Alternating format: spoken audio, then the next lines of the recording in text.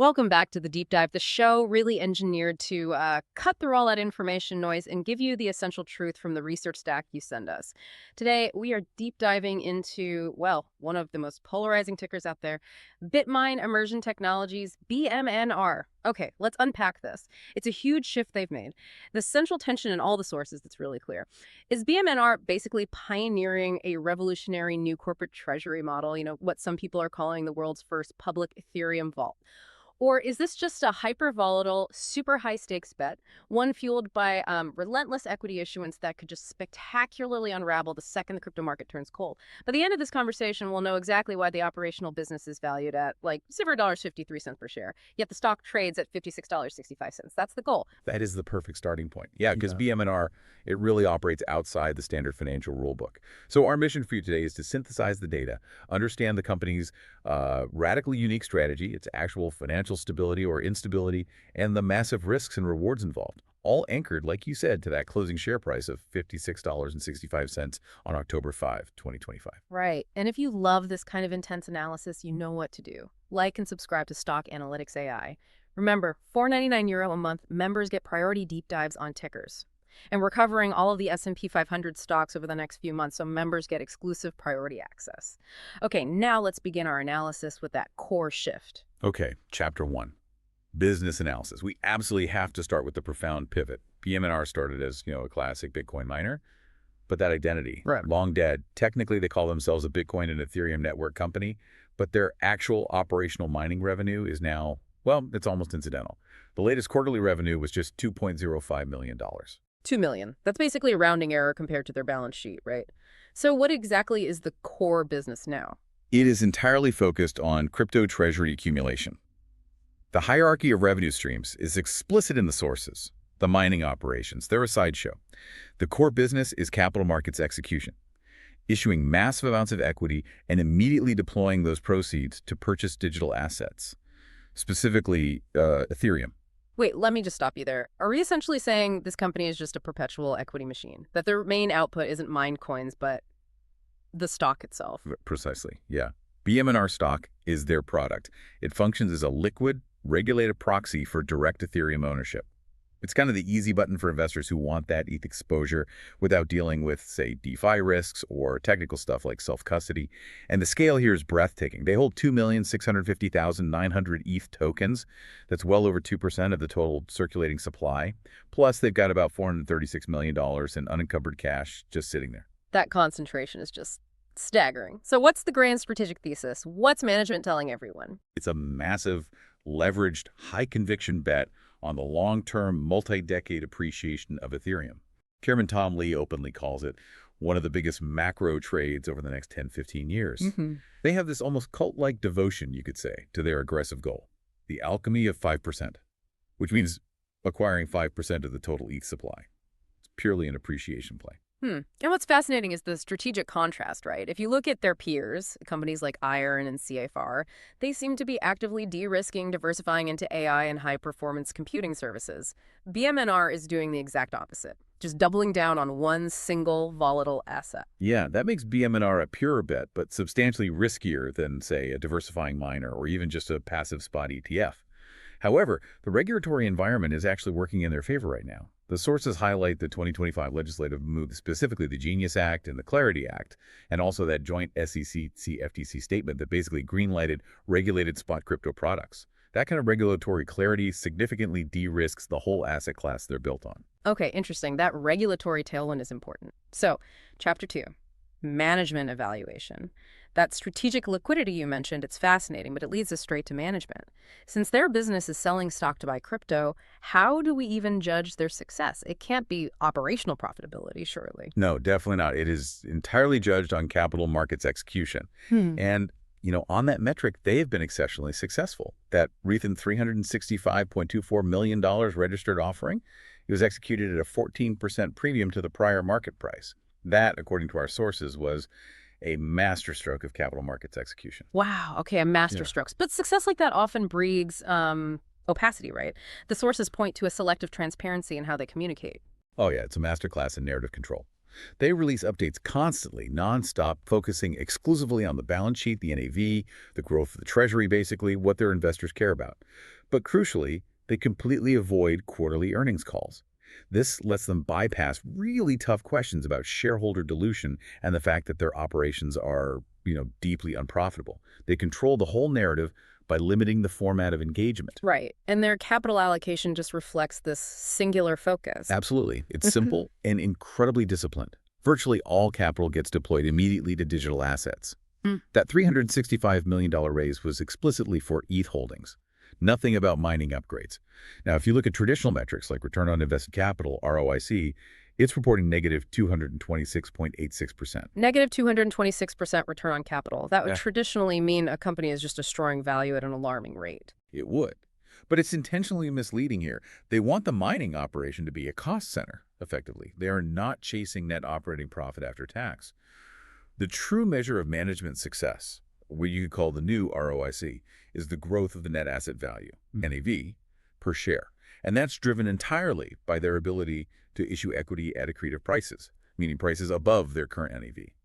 Okay, let's move into the financials then. Chapter 3, financial analysis. And let's talk about the sheer scale of this entity. You found a really staggering discrepancy in market cap reporting in the sources. Yes, and it speaks volumes about just how fast their capital raises are happening. Some older data systems, maybe ones that aren't updated daily, still report a market cap as low as $107 million. They're just using outdated share counts. The reality, based on the latest share issuance and that $56.65 price, is a market cap of a staggering $16.13 billion. So if you're using data that's even just a few weeks old, you have a completely flawed perception of this company's scale. 16 billion market cap. Okay. But the actual revenue from their business operations is tiny. TTM revenue is $5.45 million. That's barely 0.03% of that market cap.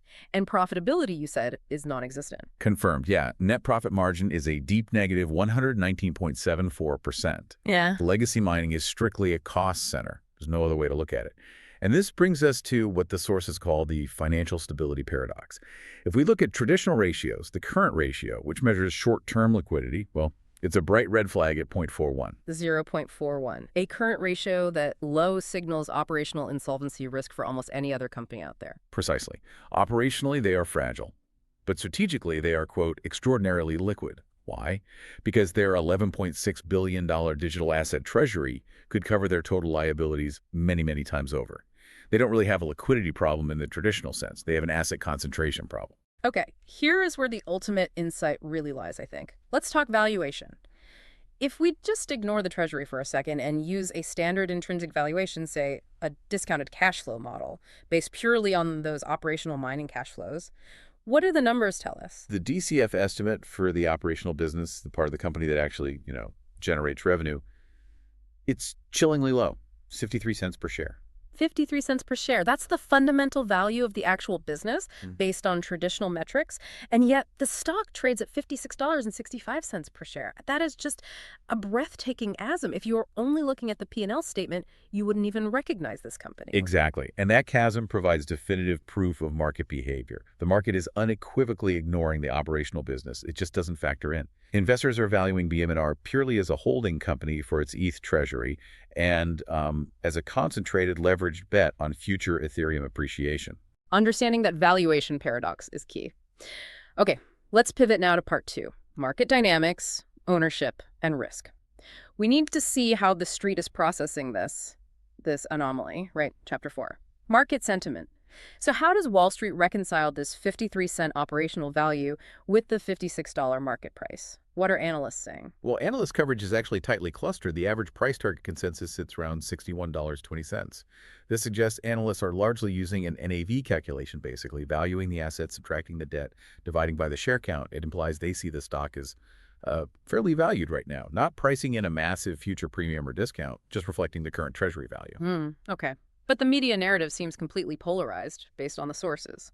Absolutely. On one side, you have the hyper-bullish crypto media just amplifying every single treasury update, feeding that reflexive loop we talked about. Contrast that with skepticism from traditional commentators. You had Jim Cramer, for example, issuing a specific warning. We got to be careful. This just perfectly reflects the tension between that growth narrative and Well, fundamental financial stability. And what about the bears? Is this a potential short squeeze target with that kind of polarization? Well, there is notable short interest, 8.05% of the float, but the chance of a short squeeze is extremely low. The days to cover ratio is just 0.35. The stock is simply too liquid. It trades billions of dollars in volume. So skeptics are making a fundamental bet against the valuation, sure, but they can easily get out of their positions if needed. No squeeze likely. Okay. And despite that skepticism, the technical momentum seems firmly with the bulls, right? It does, yeah. The stock is in a powerful uptrend, trading comfortably above both its 50-day and 200-day moving averages. That positive momentum just reinforces that capital network effect. Price goes up, they issue equity at a good price, they buy more ETH, the news is positive, price goes up again. It's a loop. All right, chapter 5. Ownership structure. Who are the key players actually owning this highly volatile, narrative-driven stock? Who's holding the bag, so to speak? Well, institutional ownership is surprisingly low overall, only about 4.62%. But it is concentrated among very high-conviction thematic investors. ARK Invest is the largest institutional holder, alongside names like Founders Fund and the respected value investor Bill Miller III. So few institutions, but the ones that are there are the ones who really buy into that long-term crypto supercycle thesis. Exactly. And this low institutional ownership means the stock is just overwhelmingly dominated by the retail market. Approximately 89% of shares are held by the public, which is why the stock exhibits such extreme volatility and is so sensitive to social media sentiment, news events, you name it. Okay, let's discuss the mixed signal coming from the insiders themselves. What are they doing? It is mixed. While management definitely receives shares as part of their compensation, the net result over the recent period was actually a net disposition of 775,363 shares. Selling, basically. This includes the CEO, Jonathan Bates, who utilized a pretty complex mechanism to monetize some of his holdings. He used something called a prepaid variable forward contract. Okay, we need to explain that quickly. What exactly is a prepaid variable forward contract? Why would he use that? Right. It's a type of derivative contract. It essentially allows the CEO to lock in a minimum sale price for his shares today, receive the cash up front, but postpone the actual delivery of the shares until some future date. It's a common way for an insider with a huge position to monetize some of it, de-risk their personal portfolio without causing an immediate massive sell signal in the market by just dumping shares. But the market probably sees that differently. Often, yes. The market often interprets any large monetization by the ultimate insider, the CEO, as a potentially bearish signal, regardless of how complex the structure is. It suggests they think the price might be high now. Okay, let's move to the ultimate tension point here. Chapter 6, risk assessment. Let's use the SWOT framework from the sources. What is BMNR's competitive moat, the strength that keeps this whole operation functioning? It's really that reflexive capital network effect we keep coming back to. High liquidity and a high stock price enable those accretive capital raises. Those raises fund massive ETH buys, which generates positive news about Treasury growth, further boosting liquidity and price. It feeds itself. They also have that crucial first-mover advantage. They are by far the largest public ETH treasury. That counts for something. Okay, but the weaknesses feel, well, existential, tied to their entire model. The fragility seems immense. They really face twin weaknesses, according to the analysis. First, asset concentration risk. The entire value is just tethered to the price of one single, very volatile asset, Ethereum. If ETH crashes, they crash. Second, dependence on equity issuance. That relentless need for constant massive dilution just to fuel the growth narrative. Yeah. They have to keep selling stock. Yeah, this is where I have to be the skeptical listener for a second. If the core business is basically valueless, the only thing we're really doing is selling shares to retail investors who believe in the ETH thesis, right? Essentially funding the Treasury through dilution. How long can they keep calling that accretive if the operational value is zero? Doesn't that eventually catch up? That is the core bearish argument. Absolutely. The reflexive loop that fuels their ascent could just as easily accelerate their decline if market sentiment shifts or if the ETH price drops significantly and they can no longer issue stock at a premium to their NAV. A dip in ETH price coupled with investor nervousness about dilution could really crater the stock very quickly. It works both ways. Okay. So on the opportunity side then, what's the most significant potential driver of future valuation looking ahead? Yield generation. Definitely. They're sitting on 2.65 million ETH. The future potential to stake those assets on the Ethereum network is enormous. That could provide a completely new, potentially stable revenue stream that isn't dependent on volatile capital markets. They're also looking at some minor treasury diversification, like that investment in AICO to pursue a WorldCoin Treasury strategy. But staking is the big one. And finally, what are the biggest external threats looming over this model? Competition from low-cost spot crypto ETFs is a massive threat. If simpler, cheaper, more regulated ways to own ETH become widely available, BMNR's value proposition as the easy button proxy stock starts to erode significantly. Why buy BMNR if you can buy a cheap ETF? But maybe the greatest threat is just macroeconomic conditions. As a high-duration, high-beta speculative asset, BMNR is disproportionately hurt by things like high interest rates and general risk-off sentiment in the markets. That makes their $436 million cash pile suddenly look less appealing than just holding safer government bonds. Okay, Chapter 7, Conclusion. Let's synthesize this core conflict one final time. What are we ultimately buying when we buy BMNR at $56.65? What's the real bet? The bull case is purity. It's liquid, it's regulated, it's highly leveraged exposure to the Ethereum supercycle, driven by a management team that, executes flawlessly in capital markets. That's the bull story. The bear case is fragility. It's the stark reality of operational losses, an extreme fundamental valuation if you look at operations, and that perpetual dilution needed just to keep the narrative going. So the ultimate valuation insight for you, the listener, remains that chasm we identified earlier. It's unavoidable. It really is. BMNR is not valued on its operational fundamentals, which the analysis pegs at maybe $0.53 per share. It is valued entirely as a holding company for its massive $11.6 billion treasury. The investment is a direct, concentrated bet on two things: the future price of Ethereum and management's ongoing ability to keep raising capital accretively without scaring off the retail investors who dominate their ownership structure. So if we leave you with one final provocative thought today, consider their alchemy of 5% goal. Given their proven ability to raise capital, maybe the real question isn't if they can buy more ETH. Maybe it's when they pivot. When do they shift from being just a passive vault to an active yield-generating participant through staking? When that potentially huge pile of 2.65 million ETH starts generating a stable revenue stream, well, that's when their entire valuation narrative could change again, transforming the company potentially from a speculative vehicle into something more like a true capital management entity. That's the future question. A fascinating dive into a truly unique, maybe even bizarre company. Great stuff. And if you want a one-off deep dive on a specific ticker you're interested in, just drop Stock Analytics AI a super thanks. And please remember, this deep dive was generated using AI research protocols and should be used for educational purposes only. Always conduct your own research before making any investment decisions.